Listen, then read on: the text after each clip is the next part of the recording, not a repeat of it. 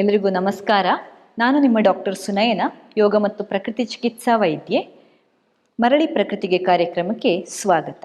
ಇವತ್ತಿನ ಸಂಚಿಕೆಯಲ್ಲಿ ಮನೋಮಯ ಕೋಶವನ್ನು ಔಷಧಿ ರಹಿತವಾಗಿ ಯಾವ ರೀತಿಯಲ್ಲಿ ಟ್ರೀಟ್ಮೆಂಟ್ ಕೊಡಬಹುದು ಅನ್ನುವಂಥದ್ದನ್ನು ನೋಡುವ.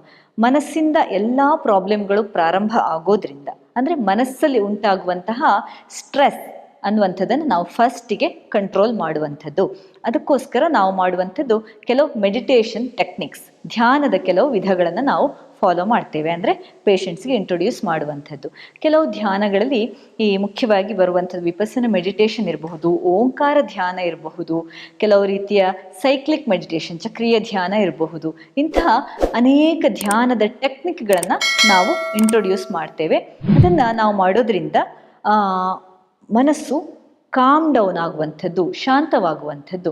ಅದು ಅಲ್ಲದೆ ಈ ಯೋಗಾಸನಗಳನ್ನು ಮಾಡಿ ಆದಮೇಲೆ ಕೆಲವು ರೀತಿಯಾದಂತಹ ರಿಲ್ಯಾಕ್ಸೇಷನ್ ಟೆಕ್ನಿಕ್ಗಳನ್ನು ಕೂಡ ನಾವು ಯೂಸ್ ಮಾಡ್ತೇವೆ.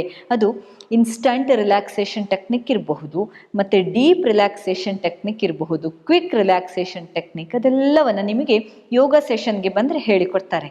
ಅದನ್ನು ಮಾಡೋದ್ರಿಂದ ನಿಮ್ಮ ಮನಸ್ಸು ಶಾಂತ ಆಗ್ತದೆ. ಅಂದರೆ ಆ ಇಂಬ್ಯಾಲೆನ್ಸನ್ನು ಅದು ಕಡಿಮೆ ಮಾಡಿ ನ್ಯೂಟ್ರಲ್ ಅಥವಾ ಬ್ಯಾಲೆನ್ಸ್ ಮಾಡುವಂಥದ್ದು, ಮನಸ್ಸಿನ ಅಂದರೆ ಎಜುಟೇಷನ್ಸನ್ನು ಕಡಿಮೆ ಮಾಡುವಂಥದ್ದು ನಮ್ಮ ಟಾರ್ಗೆಟ್.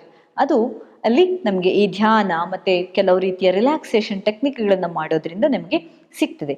ಅದಷ್ಟು ಮಾತ್ರ ಅಲ್ಲ, ಮನಸ್ಸು ಅಂದರೆ ಬರೀ ಒಂದು ಸ್ಟ್ರೆಸ್ ಅನ್ನುವಂಥದ್ದು ಅಥವಾ ಸ್ಟ್ರಾಂಗ್ ಲೈಕ್ಸ್ ಮತ್ತು ಡಿಸ್ಲೈಕ್ಸ್, ಹೇಟ್ರೆಡ್ನೆಸ್ ಮತ್ತು ಆ ಒಂದು ಇಂಟ್ರೆಸ್ಟ್, ಅದೆರಡು ಅಷ್ಟೇ ಅಲ್ಲ, ಎಮೋಷನ್ಸ್ ಕೂಡ ಮನಸ್ಸಿನ ಒಂದು ಭಾಗ ಆಗಿರ್ತದೆ. ಆ ಎಮೋಷನ್ಗಳನ್ನು, ಫೀಲಿಂಗ್ಗಳನ್ನು ಕಂಟ್ರೋಲ್ ಮಾಡುವಂಥದ್ದು ಕೂಡ ಬಹಳ ಮುಖ್ಯ ಆಗ್ತದೆ. ಆ ಎಮೋಷನಲ್ ಕಲ್ಚರಿಂಗ್ ಅದು ಕೂಡ ಈ ಒಂದು ಧ್ಯಾನ ಟೆಕ್ನಿಕ್ಗಳಲ್ಲಿ ಸಾಧ್ಯ ಆಗ್ತದೆ.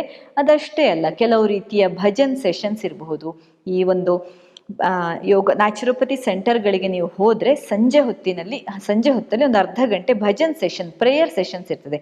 ಅಂದರೆ ಅದರಲ್ಲಿ ನಾವು ಸಂಪೂರ್ಣವಾಗಿ ಒಂದು ದೇವರಿಗೆ ಅಥವಾ ಒಂದು ಶಕ್ತಿಗೆ ನಮ್ಮನ್ನು ಅರ್ಪಿಸಿಕೊಳ್ಳುವಂಥದ್ದು, ದೇವರಲ್ಲಿ ನಾವು ಒಂದು ಪ್ರೇಯರ್, ಪ್ರಾರ್ಥನೆ ಮಾಡುವಂಥದ್ದು. ಅದರಿಂದ ನಮ್ಮ ಒಳಗಿರುವಂತಹ ಒಂದು ಈಗೋ ಅಥವಾ ಆ ಅಹಂ ಅನ್ನುವಂಥದ್ದು ಕಡಿಮೆ ಆಗುವಂಥದ್ದು. ಆ ಈಗೋ ಅನ್ನುವಂಥದ್ದೇ ಎಲ್ಲ ರೀತಿಯ ಸ್ಟ್ರೆಸ್ಗೆ ಕಾರಣ. ನಮ್ಮ ಅಹಂ ಅನ್ನುವಂಥದ್ದು, ಆ ಅಹಂಗೆ ಹರ್ಟ್ ಆದಾಗ ಅಲ್ಲಿ ಸ್ಟ್ರೆಸ್ ಡೆವಲಪ್ ಆಗ್ತದೆ. ನಾವು ಡಿಪ್ರೆಷನ್ಗೆ ಹೋಗಬಹುದು, ತುಂಬ ಕೋಪ ಬರಬಹುದು, ನಮಗೆ ಡಿಸಪಾಯಿಂಟ್ ಆಗುವಂಥದ್ದು, ಅದೆಲ್ಲ ಮೂಡ್ ಸ್ವಿಂಗ್ಸ್ ಆಗುವಂಥದ್ದು ಆ ಒಂದು ಈಗೋ ಹರ್ಟ್ ಆದಾಗ. ಆ ಈಗೋನೇ ಇಲ್ಲ ಅಂತ ಆದರೆ ನಾವು ಎಲ್ಲ ರೀತಿಯಲ್ಲೂ ಸಂಪೂರ್ಣ ಪರ್ಫೆಕ್ಟ್ ಆಗ್ಬೋದು, ಮನಸ್ಸಿನಲ್ಲಿ ಸ್ಟ್ರೆಸ್ ಅನ್ನುವಂಥದ್ದೇ ಇರೋದಿಲ್ಲ.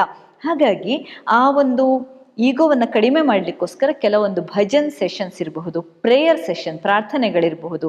ಅಲ್ಲಿ ನಾವು ಕೆಲವರೆಲ್ಲ ಅಂತೂ ಈ ಪ್ರಾರ್ಥನೆಯ ಸೆಷನ್ಗಳನ್ನು ಅಟೆಂಡ್ ಆಗುವಾಗ ಅಲ್ಲಿ ಅಳ್ತಾರೆ, ಕಣ್ಣೆಲ್ಲ ನೀರು ಬರುವಂಥದ್ದು, ಎಮೋಷನ್ಸ್ ಎಲ್ಲ ಹೊರಗೆ ಬರುವಂಥದ್ದು, ಅದೆಲ್ಲ ಆಗ್ತದೆ. ಕೆಲವು ರಾಗಗಳನ್ನೆಲ್ಲ ಹಾಡುವಾಗ ಅಲ್ಲಿ ಅವರ ಎಮೋಷನ್ಸ್ ಎಲ್ಲ ಹೊರಗೆ ಬರ್ತದೆ, ಕಣ್ಣೀರಾಗಿ ಹೊರಗೆ ಬರುವಂಥದ್ದು. ಆಮೇಲೆ ಅವರು ಭಜನ್ ಸೆಷನ್ ಮುಗಿಸಿ ಹೊರಗೆ ಹೋದಾಗ ಅವರು ಆ ಹೃದಯದಲ್ಲಿ ಲೈಟ್ನೆಸ್ ಆಗಿರ್ತದೆ, ಲೈಟ್ನೆಸ್ ಆಫ್ ದ ಹಾರ್ಟ್, ಮನಸ್ಸು ತುಂಬ ಕಾಮ್ ಆಗಿರುವಂಥದ್ದು, ನನಗೆಲ್ಲದಕ್ಕೆ ಕೂಡ ಒಂದು ಸಪೋರ್ಟ್ ಇದೆ, ಆ ಒಂದು ಶಕ್ತಿಯ ಸಪೋರ್ಟ್ ಇದೆ ಅನ್ನುವಂಥ ಒಂದು ಫೀಲಿಂಗ್ ಬರುವಂಥದ್ದು. ಅವೆಲ್ಲ ಕೂಡ ನಿಮ್ಮ ಮನೋಮಯ ಕೋಶವನ್ನು ರಿಲ್ಯಾಕ್ಸ್ ಮಾಡುವಂತಹ ಕೆಲವು ಟೆಕ್ನಿಕ್ಗಳು. ಅದನ್ನು ನೀವು ರೆಗ್ಯುಲರ್ ಆಗಿ ಪ್ರಾಕ್ಟೀಸ್ ಮಾಡೋದ್ರಿಂದ ನಿಮಗೆ ಅದರಲ್ಲಿ ಮನಸ್ಸಿನ ಸ್ಟ್ರೆಸ್ಸನ್ನು ನೀವು ಕಡಿಮೆ ಮಾಡಿಕೊಳ್ಬಹುದು. ಇನ್ನು ವಿಜ್ಞಾನಮಯ ಕೋಶಕ್ಕೆ ಬಂದರೆ ಅದು ಇನ್ನಷ್ಟು ಸಟಲ್ ಮತ್ತು ಕಾಂಪ್ಲೆಕ್ಸ್ ಆಗಿರುವಂಥದ್ದು.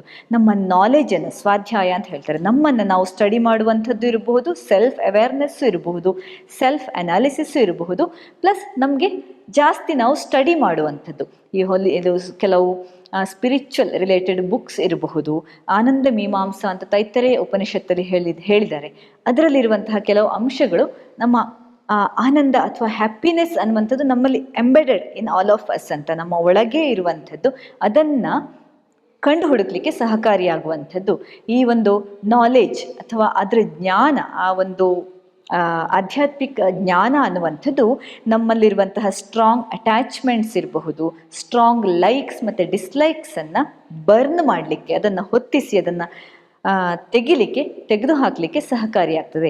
ಅಂತಹ ನಾಲೆಜನ್ನು ನಾವು ಬೆಳೆಸಿಕೊಂಡ್ರೆ ನಾವು ಈ ಒಂದು ಜಗತ್ತಲ್ಲಿ ಆಗುವಂತಹ ವಿದ್ಯಮಾನಗಳಿರಬಹುದು, ನಮಗೆ ಹರ್ಟ್ ಆಗುವಂಥದ್ದು, ನೋವಾಗುವಂಥದ್ದು, ಅದನ್ನೆಲ್ಲವನ್ನು ನಾವು ನ್ಯೂಟ್ರಲ್ ಆಗಿ ಸ್ವೀಕರಿಸುವಂಥದ್ದು. ಅದು ಆ ಒಂದು ನಾಲೆಜಿನ ಪವರ್. ಅದು ಅಂತಹ ಜ್ಞಾನವನ್ನು ನಾವು ಬೆಳೆಸಿಕೊಳ್ಳುವುದೇ ಮನೋಮಯ ಕೋಶಕ್ಕೆ ಟ್ರೀಟ್ಮೆಂಟ್ ಅಂತ.